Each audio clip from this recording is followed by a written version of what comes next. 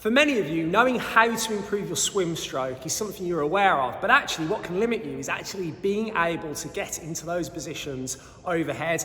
So actually the limiting factor can be actually having the strength or flexibility to get your shoulders into those positions. Now we've covered a lot of strength work to do with shoulders and how they perform for your swimming, but today we're going to touch upon how mobility affects your ability to get in some of these technical positions during your front crawl, and specifically how to unlock some of those positions to improve your swim stroke, your efficiency and your performance in the water.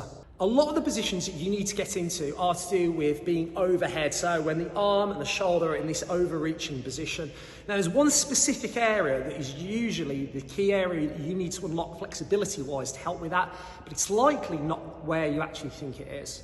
So as a bit of an example, if I drop my shoulders and round my spine, I can't get my arms overhead very easy, but if I just extend my spine a bit more, and then reach, it's much more easy to reach overhead. Now what will typically happen, instead of trying to get flexible and mobile in the top half of your spine called your thoracic spine, which is where we can unlock getting into those positions much better, what will happen is you'll compensate by getting excess movement in other areas. One actually being your shoulder joint itself, where actually we'll wrench it into positions which can increase the risk of things like swimmer shoulder and shoulder impingement. Or we'll actually start to overextend our lower back, which again is one reason why when we swim and you start to get backaches or back pain, that's usually why it occurs. So what we're trying to do here is get you flexible in the right place so you don't have to compensate to get into these new positions by moving in areas that you don't actually want to move in. There's a couple of really key things that people often get caught out by, which actually won't give us the benefits that we're talking about. Firstly, your thoracic spine can be a tricky area to stretch because essentially when most people try and extend that top half of the spine, they'll typically just move their lower half of the spine. So we want to make sure on some of the exercises we show you now, you limit the movement to only occur at the top half of your spine. And the way to think about that is a bit like if your spine is almost in a relatively straight line, even though there's going to be a little bit of bend in it, is we're almost just trying to wrap it and extend it backwards. However, lower down in your back, we're trying to keep that in a completely neutral and balanced position. So if we look at one of the examples, a thoracic extension, and there's two ways we'll show you of doing this, is a really good starting point.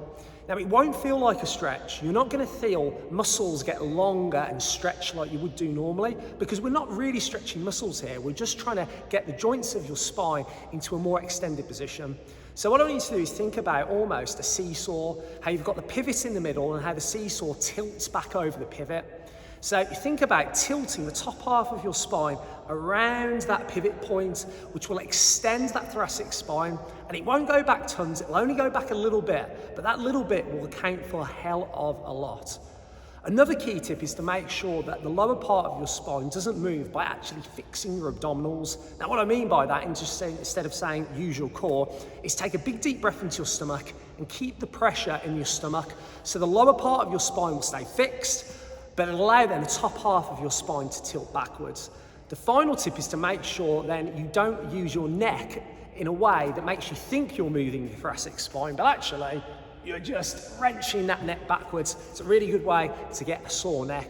So one way you can do in another exercise like this is to do a single arm thoracic extension. You pop your hand behind your head and you take the weight of your skull into your hands so your neck should feel relaxed. And then with that straight arm, it allows you to have that big long lever and again to think about tilting those shoulder blades backwards over the roller, pivoting like that seesaw so we get more and more extension. As with any of these drills, repetition is the key. Don't expect just to do these once or twice a week and they're going to change this type of thing. You need to get these into a regular habit. So doing them every day, only for 1 or 2 minutes, small amounts frequently is going to be the key. And ultimately, it's going to allow you to get into these positions more naturally that you need to get to improve your swim stroke without compromising other areas of the body that you've been using in the past to do so.